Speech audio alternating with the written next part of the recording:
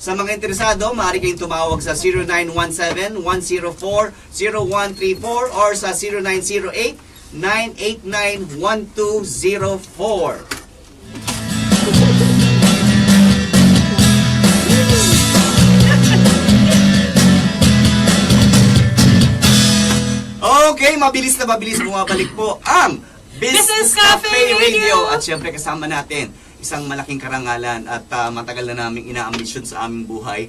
Ang And for the first time! For the first time. Talang napakahirap interview nitong taong ito. Kasi ayaw niya. Oh, pero napao natin. In the celebration of the 11th year of AIM Global International Incorporated, kasama natin ang kanilang Chief Finance Officer. Pure Filipino, ha? At mentor of all mentors ng AIM Global Incorporated, walang iba kundi si Engineer Francis Miguel. Ayan. Wow! Good morning! Good morning, Prof. L. And of course, Prof. Ava. Magandang Ayun, umaga. naging prof na talaga ako. Naging Sa lahat professor ng din ako. panauhin tsaka nakikinig ng This is Easy. Magandang umaga sa inyo lahat. Ayan, mukhang magre-rating tayo na mataas ngayon dahil sa kalokohan kasama tayo. natin si Engineer Francis Miguel. Ano ba talaga ang sikreto ng AIM Global kaya tumagal siya ng 11 years in the networking industry?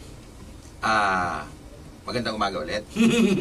Ang bigat pa kagad ng tanong. Oo, Ano kasi yun? limited na yung time natin. Yes. Okay.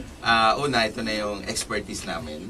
I've been with the business for 2 dekada na.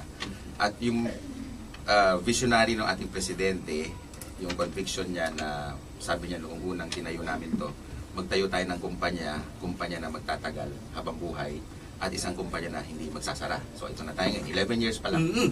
And very stable, we're now in 200 countries. So yun ang pinaka-goal Ayan, natin. diba? 200 na talaga? 200, mahigit. Pero ang balik ko lang nga yung panahon na, kasi hindi naman si engineer kasi, si FM ang tawag namin, sorry, si FM naman kasi, gusto ko lang talaga maintindihan na yung bilyonaryo ka na, hindi naman kasi right away sana nagsimula. tinanensyon. Ayaw nga, hindi naman kasi nagsimula. Nagulat lang ako one time na dumaan kami doon sa bahay nila at may nakatakip na mga kotse. Ang sabi ko lang, ay, bakit ano ba itong mga to? Niyan ang binuksan. Ferrari lang naman. Kaya sabi ko, ay, sandali, nung nagsimula ka ba, FM, ang tanong, ganun na ba karangya ang buhay, kaya ka umabot sa ganitong status? Hindi po. Simpleng, ordinaryong pamilya lang kami. Average. And isa yun sa mga reward na natanggap ko 5-6 years ago when I set our goal na umahit yung first billion. So, reward ko yun personally. Ano mo talaga yun? Goal mo talaga yung 1 billion? Pag na-hit yung 1 billion sales, sabi ko, regalo ako sa sarili ko ng magandang Ferrari. Wow. Pero, Sir Francis, kapag sinabi bang dahil successful ka na, ano ang basihan mo para sa'yo ang success ba? Tuloy-tuloy na success. Hindi pwedeng isang beses, hindi pwedeng tsamba. Kailangan committed ka sa excellence para tuloy-tuloy success mo. Yan. Kaya one of the things na talaga itinuturo din ni Francis M talaga. Sorry. FM. Diba, ni FM. Ay yung actually, yung tuloy-tuloy na success. Paano nga ba tayo patuloy na nakakatulong sa mga Pilipino ngayon, FM, na nanonood? Una, nakadesign yung marketing plan, lalo na sa mga part-timer. And pangalawa, ang main thrust ng business natin, especially mga OFWs. Correct. Isa yun sa layunin ni Doc Ed na maparami ng mapauwi. Paano mapapauwi yan? Pag nagkaroon sila ng stable income, para pag uwi nila, may establish sila. Hindi yung mga karamihan like seaman or mga OFWs, pag umuwi, walang trabaho. Yes. Walang gagawin. So, tendency, babalik ulit. Correct. So hanggang sa maging, nila, habang Hanggang tumanda buhay, na. magkaedad na. Nag-OFW pa rin. Oo. May na-interview nga ako doon, DH sa Hong Kong. And sabi niya, kada mag-ring ang telepono, kinakabahan siya. Kasi alam niya mayroong kailangan na naman yung mga local mag-anak niya, Needs, yung pambayad ng kuryente, ganyan, etc. Parang So, allergic na tuloy sumagot ng telepono. para silang alarm, no? And sabi niya, katulad namin, ilang years na raw sila, wala silang naipon. Wala silang naipon kasi lahat napupunta sa bayarin. So pag uwi nila, wala pa silang trabaho and they're not getting any younger. And marami na kaming na-witness na sinubukan to on their part-time. Kasi karamihan naman talaga part-time lang. Contractor sila. Hindi sila pwedeng gawin to full-time while they're in abroad. So, Yes. mostly part-time lang. And we're so happy and excited, of course, i-share na kahit part-time, they make double or 3 times ng kinikita nila. So that's why umuwi sila for good. Yun yung nakita kong nagkaroon ng first break and then second break. Ngayon, libo na umuwi because they make 6-figure or times 3 ng income nila. Good enough na yun pag nasa Pilipinas ka, you make like 6-figure a month. Marami kang maipon. Isa And sa of ma- course, masarap makinig doon sa sharing kanina nung bago sa akin. Yes. Oo, About financial syempre. management. So, after that, making so much money, I would suggest, syempre, i-manage nyo na yung wealth ninyo. Correct. Correct. By Yun ang listening to our past Pero ako muna ha. Sige, go. Ako kasi I've been a critic of networking Right, company. I know. I love critics. I have known here sa Eagle Broadcasting Corporation and sa iba pang mga stations na napuntahan ko na ako na winawarningan ko talaga ang mga Right. tao na mag-ingat sa pagpili ng networking company. Kumpanya. Oh, totoo At hindi yun. tayo nag-i-endorso ha. Right. Ang views and opinions natin dito ay walang kinalaman din ng ating Right. himpilan. Ano? Pero, paano ba talaga natin masasabi ang kaibahan ng AIM Global sa ibang networking Correct. company? Hindi naman hindi sa sinisira na, hindi sa totoo lang. Ha, marami. In-endorse ko na din. Sabi mo ba, bawal mag-endorse? Una, kikilalanin mo may-ari. Correct. Because ito yung pinakabuto or backbone ng business. Kaya kung medyo gullible yung kanilang background, better not invest. Pangalawa, ginawa na namin career to eh. So, wala kaming lugar or space sa isip namin na paliitin to o isara one day. Ito na lang yung alam namin gawin. So ito lang yung tinayaan business nyo namin. tinayaan nyo na Oo. yung pangalan nyo eh. Correct. So, vulnerable kaming tatlo. Active kami. Ito yung pinaka bread and butter. And of course, baby namin. Araw-araw na active kami. Kasi kung hindi kami active or makikita mo yan sa action ng may-ari, pag hindi lagi siyang present, ibig sabihin meron siyang tinatago. Hindi siya Oo. transparent or Magduda ka hindi na. siya organic. Hindi siya natural, no? Makikita mo pag tinayo nila, wala sila expansion. Pangatlo, pag tinanong mo anong plano, walang plano. Now, unang araw pa lang nung ma-meet ko yung presidente, ang ganda ng plano si niya. Doc. Si Dr. Ed Cabantog. Ed Of course, Cabantog. yung sa Chief Marketing Officer kong partner, si Mr. Excitement, Jan Asperin. Yes. Just Sabi niya, tayo na lang kaya magtayo para wala na magsara. Gusto ko yun. No? Oh, exactly. Kasi during those days, nagkaroon ng bad issues ng MLM. Correct. Ginagamit Yes. yung industriya for their personal interest. Mhm. No? Yung mga fly by night. Yes, nagpa-promise sila na yayaman, kikita daw, pwede nyo gawing career, no? And then all to find out, a dead end, walang plano, parang 6 months, 1 year later, wala na. hindi pala sila nakasang-ayon dun sa DTI or SEC rules. Yes. So, yun yung batayan natin kung ang company tatagal. Kung sila ay aabot na 3 years, 5 years, 6 years, no? And kami way past that already. So, 11 years na. Pangatlo, importante yung business system. It must be a duplicable na kahit sino kaya niyang gawin. Kasi pag hindi siya duplicable, hindi niya magagamit yung network or tinatawag na leverage. Kasi ang hirap na gayahin pag mahirap yung business. Exactly. Exactly. Pero may singit ko na rin ha. Dahil ayoko na sa iyo manggaling kasi maganda sa ibang tao. Okay. Nakikita ko yun eh. Ang AIM Global, ang isa sa top taxpayer. Alam mo, Yes! lagi natin yan sinasabi, Miss Aba, di ba? Pinagmamalaki natin yan. Sinasabi natin yan, Miss Aba, kapag ang kumpanya hindi nagbabayad ng tamang buwis, manluloko Manloko yan. sila, oo. Kasi Ah, ginuloko nyo na yung gobyerno, lulukuhin na rin kayo. Correct. Stricto ako dyan since ako yung chief finance, no? Na dapat bayaran natin yung dues natin. It's an obligation. Kung may benta ka, i-declare mo. Yes. And, well, luckily, ilang taon na natin na-hit yung top 20. And last year, nasa rank Number 12. Wow. Number 12. So, Sa lahat ng kumpanya sa Pilipinas. Yes. number 12. Galing. sa Sa lahat ng Philippines. company. At isa sa pinagmamalaki natin, galing ito sa Philippines. Yes. Nakakatuwa kapag nagkakaroon ng anniversary, all over the world is coming to Philippines. That's one actually protecting also, promoting our country. No, Yeah. na nanggagaling na ang negosyo sa atin. Correct. At basically nakikita ko last time nung nagkita-kita kami nga sa arena. At ay- 2 times na Two pinuno. times, 2 times pinuno. na pinuno ang Philippine Arena. At sila pa Excuse me. lang. Hindi 2 times. Ilan na? Pangatlo. Ay, Three sorry times! naman. Sorry. Alam mo, Diba? dalawa lang. So, Sorry. 9, 10, 11. Ayan. Yes. So, isa sa mga nakita ko ay talagang yung pagdalo at yung pagbigay galang ng ibang nation. Kasi Nation. lagi na lang sinasabi ibang countries na ay, ang mga Filipino ganito lang eh. For the first time, I have seen na ay, ang mga Pilipino pala ay mga negosyante. Ayan. Yes. Ito na yung pagkakataon natin na makilala ang Pinoy not just a hard labor. Yes. Kailangan makilala tayo as a leader and mapagkatiwalaan when it comes to business. Right. People that they can trust. That's 200 countries. 200 countries. So ilang countries pa ang natin, tina-target for... Hindi tinatarget yan eh. Dumadating Sabagay, na lang. kusa, Yeah. ano? Oo, pag nandun na, galingan mo na kasi hindi na, huwag mo na makawalan.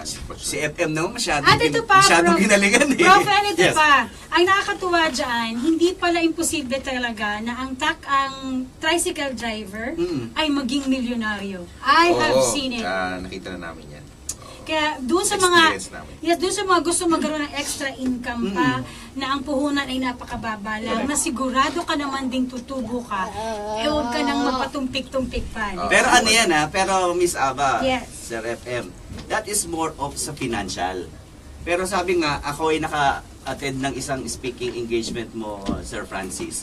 Ang mahalaga, yung produkto. Di ba? Gaano ba kagaling o kaganda ang produkto ng AIM Global? Una, very consistent yung aming product provider, which is yung Nature's Way. They're been with more than 50 years in manufacturing herbal products. No? Isa yun sa tinayaan namin. It must be very consistent, quality, from the start na present namin sa BIFAD hanggang ngayon, they said that consistent tayo. Correct. Ang Nature's Way is one of the trusted Biggest, company correct. and the biggest In America. in America. Household name in Yes. Utah. And they're now based in Wisconsin. And para maka-global, umikot sa buong mundo yung product mo, it must come from the first world country. Oo. Yun, tayo yung magkukwento sa tayong market. Yun, magaling tayo magkwento eh. Prof. El, batiin mo dahil worldwide ang nanonood Sino sa ba? atin for Malaysia, Good morning. etc. Ang dami na. Pero, sige ma'am. Saudi! Pero alam niyo po, isa sa mga products na ito, kung kayo po ay masakit na cancer, tumor, cyst, diabetes, Nakakatulong. goiter, lahat po ay nakakatulong siya. Kaya magsimula na tayo kaagad. Hindi lang po ito dahil tayo para kumita, para tayo po ay makatulong gumaling. Pero one of the powerful story I've heard na sana ma-share natin sa ating mga nanonood sa FB at saka sa nakikinig sa buong Pilipinas, yung first encounter ng product ninyo, kaya nasabi nyo na talagang effective ito. Oo, totoo yun. Yung first wave or yung sinasabing first 90 days namin. Yes, so oo. critical. Yun yung critical, Kasi eh. wala kaming ebidensya kung yung product mag-work. Oo, kung maganda ba talaga. Kung oo. kasi kami magagamit, walang bearing eh. Walang bearing. O, kailangan may ibang taong gagamit. So, finally, merong isang pasyente na may stage 4. Cancer. Cancer of the... Rhabdomyosarcoma. No? Okay. Itago na lang natin sa pangalang A. Okay, sige. And we're looking for those testimonies. And unang na-obserbahan ng doktor yung 8 cm mass na nasa likod niya, bukol. Bukol yan, After taking like how many capsules in less than a month, naging 1 cm.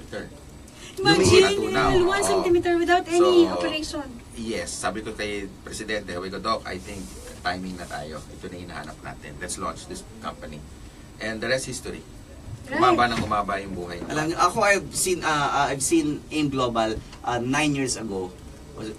Nakita ko na talaga yung maraming mga testimonies, no. Pero what is one of your favorite testimonies ng product ng AIM Global? Sa family namin because may history kami.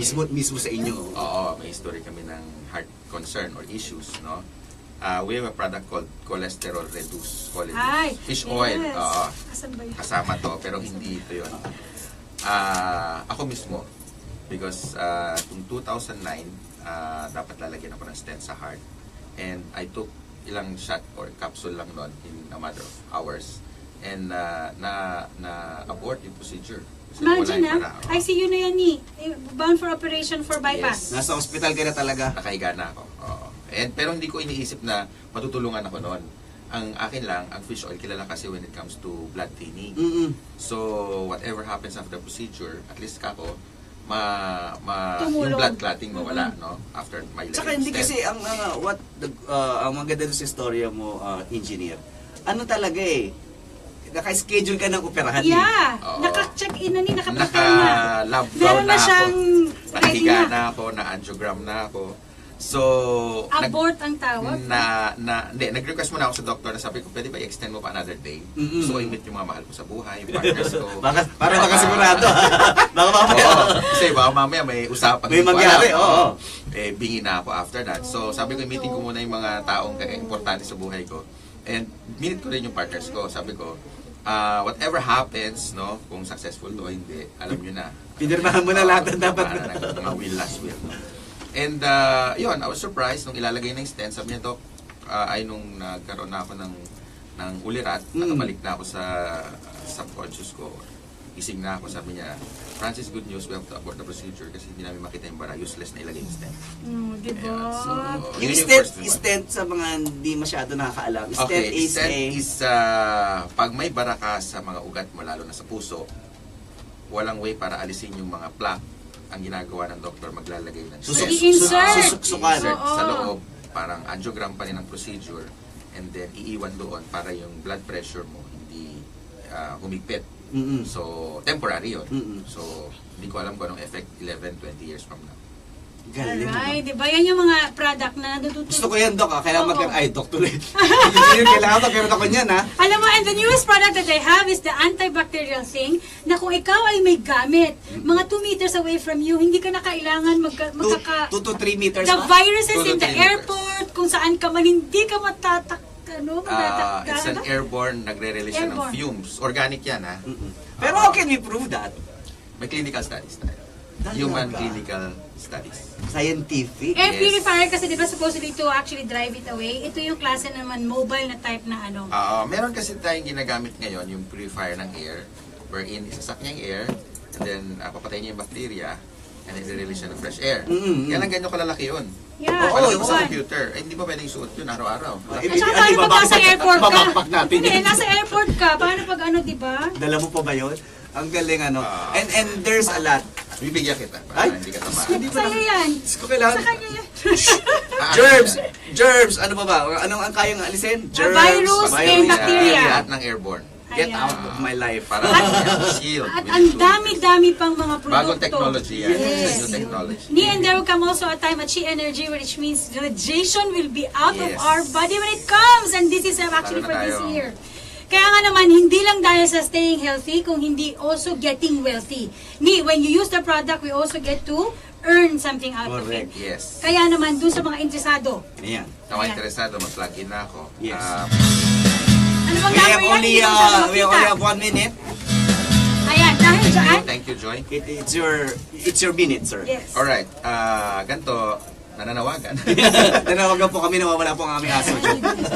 Okay, sa mga interested at kung may concern at may mga questions kayo, you can reach my secretary at number 0927-533-5783 and 0920-565-655. Ayan. Ako na mag-ulit. Ulit-ulit din kasi maraming yung mga ballpen nyo, ready nyo na. Ilalagay din namin yan sa aming ano ha. Idadahan ko, Oo, sige ko. 0927-533-5783 or sa 0920-5656-534. Ayan. Ayan. Sa mga nabitin po sa interview natin kay Engineer Francis Miguel at sa ating iba pang mga number 1 guest din, number 1 networking, number 1 restaurant, at Yeah, number 1 patikim, kare-kare, patikim. palabok and halo-halo, at number 1 insurance na AXA. We will be having our pilot episode ng Business Cafe Express. I-like nyo lang po yung Eagle News and Eaglenews.ph. anywhere in the world, mapapanood nyo po ang Business Cafe 11:30 Express. po magsastart yan. 11:30 ngayon na yun, mamaya-maya. Maraming salamat. Salamat, Francis Prof. L, Miguel, tsaka FM. Mama Ava, thank you. Ayan, sana hindi ito ang una nating pagsasama Oo. at makasama pa namin kayo sa maraming pagkakataon at makasama kayo Sa your- iba't ibang programa. dito sa Eagle Eagle Broadcasting Broadcasting. Corporation. Thank Thank you you. very much. At syempre, kapusta tayo sa oras. Ako po si Professor L. Pangulayan Buelva. Ako naman po si Miss Ava Sarmiento. At ito po ang programang Business Cafe Radio!